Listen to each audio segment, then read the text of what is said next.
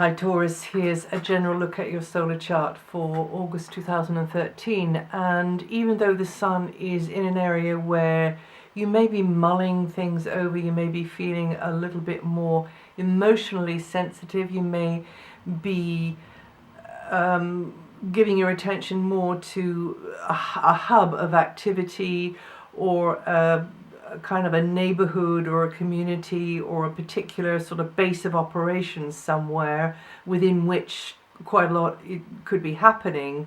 The position of Mercury and Venus, that's to say up until the 9th anyway, in Mercury's case, is quite outgoing, it's chatty, it's sociable. It's to do with information exchange. For some of you it could be to do with media and promotional type activity maybe, or negotiation type activity. Definitely increased exchanges through speaking, writing, and possibly more paperwork, learning new stuff as well, teaching stuff to others. That's up until the 9th, and that chimes in really well with Venus's position, because she's in quite a fun-orientated area. The child energy is bubbling away there. Good for speculation, good for feeling, being in your power, really on that kind of very sociable, out there, mixing and mingling, meeting and greeting type level. Even romance could be coming along for some of you. But the position of the Sun until the 23rd anyway means that the focus will be more inward, and you may be considering the past a little bit more, some of you. Feelings tend to be a bit nearer the surface, and it wouldn't be too difficult for somebody to push one of your buttons. But then from the 23rd, the Sun moves into a less inward, more outgoing area, so that can manifest as more opportunities to be in environments where you can be in your power, you can be relaxed, you can feel more spontaneous, and again, that child energy is very strong there. So Venus leaves there on the 17th and the Sun comes in on the 23rd. Venus is your ruling planet, so it's quite important what Venus is doing and where she is. Venus then moves on from that area there on the 17th and goes into an area where you've got to get your act together. It's more to do with cooperation on practical levels, maybe teaming up, others being in a cooperative frame of mind, you wanting to pull your weight, or you're more likely to have reasonable relationships with co-workers, health providers, or anybody providing a service for you, or anybody for whom you're providing a service. Also, there's likely to be a female there. I was going to say some, but I mean, I don't know how many do you need, you know, a female there who or if it's not a female, then it's somebody that you feel very close to, there with assistance when you need it. And in the case of Mercury, Mercury moves into an area very much chiming in with that of the Sun from between the 9th and the 24th. That's to do with a base of operations, the home, or it can be to do with property. Or if it's not like that, then it can be that discussions and correspondence are about or among a family or an extended family, family members or extended family, and generally it will be revolving around more personal matters, maybe more emotional things, again pondering the past, perhaps some of you feeling a bit sentimental there. And some of you could be having more contact with parents or parental figures, and perhaps considering history or a legacy or a tradition of some kind. And you tend to be quite mentally busy on the home base, or if you're not at home, then in some kind of within the castle walls, as it were. So it's sort of quite a lot going on there on a mental level and in quite a sociable kind of a way. Maybe meeting and greeting, maybe playing the host, or maybe going out and about within the locality and enjoying sort of pleasurable kind of pastimes or enjoyable leisure type activities in and around the community, particularly when Venus is there, or Venus is helping out there, which will be from the up until the 17th. And then from the 24th, Mercury moves into quite an innovative, creative sort of area where you can have a laugh, definitely feel more appreciated for perhaps the way you come across, your communication skills, but also appreciating others, and you can feel more free, more creatively expressive there, and that all seems good. Now, having looked at all of those faster moving inner planets, well, I haven't quite finished because, of course, we've got Mars. Mars is going to, up until the 28th, Mars is going to be in your solar communications sector. And that means that you could find that social life that I've mentioned a little bit demanding at times, or competitive for some reason. You may find that others are communicating in a way which, without putting too fine a point on it, you find annoying or puts your back up in some way, or they actually see you as being over the top or bossy. Now, would you ever? Maybe you're just in too much of a hurry to get something off your chest, and you're not being diplomatic enough, but definitely you're feeling bolder about how you are corresponding or how you are speaking with others. And if you've got to stand up in front of a room full of people and give a talk, then this would be a great transit for it. And equally, you could feel, though, that some people are reacting not in the way that you had hoped, and they've been too hasty, or you've been too hasty, and swords can sort of clash there.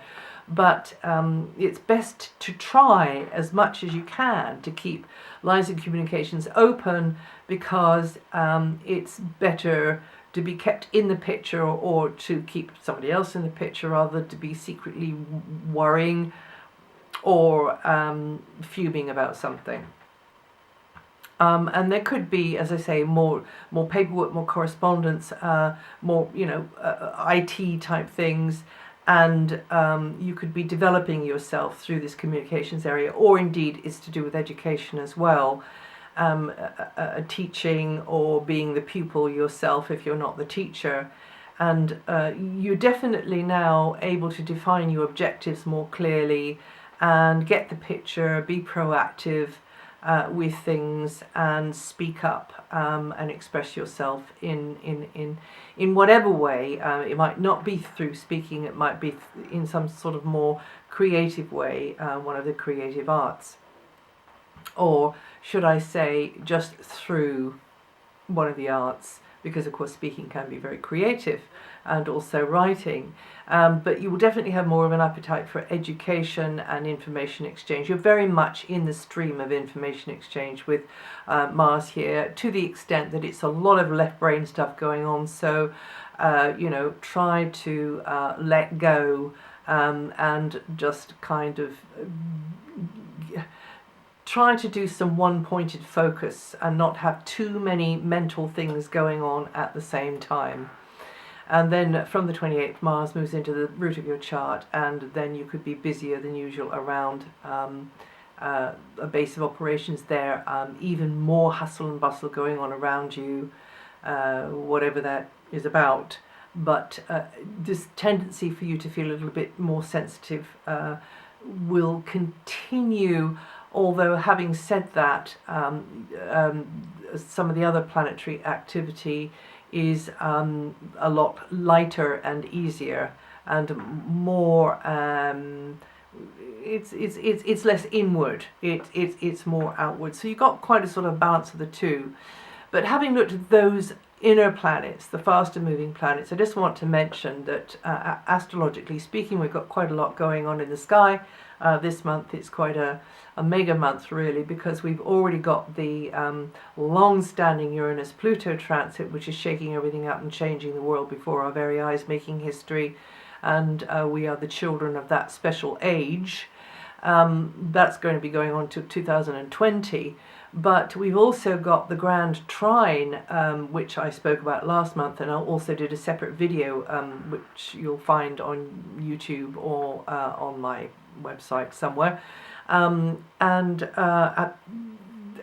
Grand Trine is a wonderful energy, and it will help you to find that balance, maybe with what I was saying about maybe coming across a little bit too hastily or not being diplomatic enough. The Grand Trine will really help there, because it's lighting up your communication areas, Taurus, and it bodes well for interactions with siblings, that's to say blood brothers and sisters, but also soul brothers and sisters as well.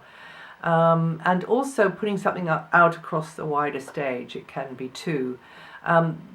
So we've got this very supportive watery Grand Trine, but then there's another thing, or another alignment I should say, coming up in August, which is also extremely powerful, and this is a T-square, or as I would call it, a working triangle alignment coming up between Jupiter, Pluto and Uranus. And this is very potent, and it can be quite challenging. Now, every good plot needs tension in it, otherwise it just becomes boring. And the Grand Trine, well, just about everything is there, you know. There's all the material there, but it doesn't move very much. It's a beautiful sort of leisurely, lethargic, flowing energy. But this T-square or working triangle coming along in August is really going to move this energy. It's the energy of tension that a good plot needs to become a riveting good yarn. And this T-square or working triangle, as I would call it, is going to create a tension, a conflicting energy, and the bottom line here will be that it dynamically activates this wondrous but otherwise quite sort of lethargic Grand Trine energy. So the T-square will be a catalyst force for this energy to move and apply itself. And it will be through the tension inherent in the T-square that the energy of the sensitive Grand Trine will become a wave of power. Now, how well we use this opportunity is up to us. For you, this is very much going to be lighting up your communications sector, and also it's going to be to do with your quite a creative area for you as well. It's going to be in a quite it really is about higher understanding, higher education, and it's going to mean that this wave of power you can benefit from it if you know how to handle it, because this is quite a tense aspect bolted onto the side of the Grand Trine, this T-square. So how well we all use this opportunity in all of our charts is up to us.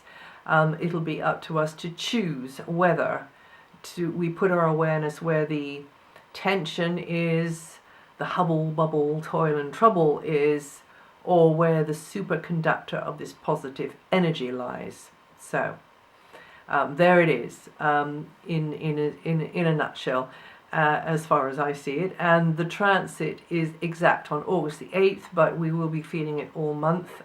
So particularly around August the 8th, it's very strong.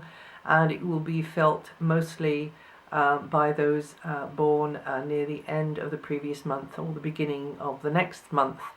And if you, that's to say April, end of April, beginning of May, but if you were listening to this, are listening to this in July, watch out for around about the 20th of July, when Mars will fleetingly trigger the T-square in advance of Jupiter's much slower transit coming along in August. So you might get a little bit of a sort of a preview there. And just a brief word about Jupiter. Jupiter's in the 12-month transit, helping you to expand mentally and physically into new areas and new territories, where you learn lots of new things, and it will be in a different geometrical angle to your sun sign, and will put you into a more positive frame of mind, helping you to develop your ability to express yourself better. And there could be more demands on you within a community, within a locality, whether that's over the wires or within your environment in some way. And a certain community could very much become a hub of activity and learning, but also teaching resource as well. And new pathways will certainly be carved into your mental landscape over this long transit of 12 months, starting from the end of June. So you Taurians born the 26th of April or to the 4th to the 5th of May, or with 7 to 15 degrees rising, are to feel this energy the most this month. And finally, Saturn, the current Saturn cycle, is having you working harder, and it's more challenging for your sign as well, having you working harder at balancing your point of view, your understanding of things, your slant on things, with that of certain, maybe significant others in your life. And at times you will be aware of keenly aware of falling short of their expectations, or their behavior which you see as frustrating and limiting you in some way. So really the banner across the sky here is compromise, cooperation, collaboration, and cultivation. Gradually and slowly, bit by bit, cultivating certain key relationships, and that will lead to success in the long run. And Saturn is always about taking the long view and the long run. And you Taurians born between the 24th and the 27th of April, or with 4 to 8 degrees rising, are going to feel this energy the most this month. And that's it for August. If you know your rising sign or your moon sign, listen to the forecast for those. It'll add to or subtract from what I've said here. Also, if you want to know a little bit more about what the slower moving planets are doing, I update that every month. That's on my website. And I'll see you the next time.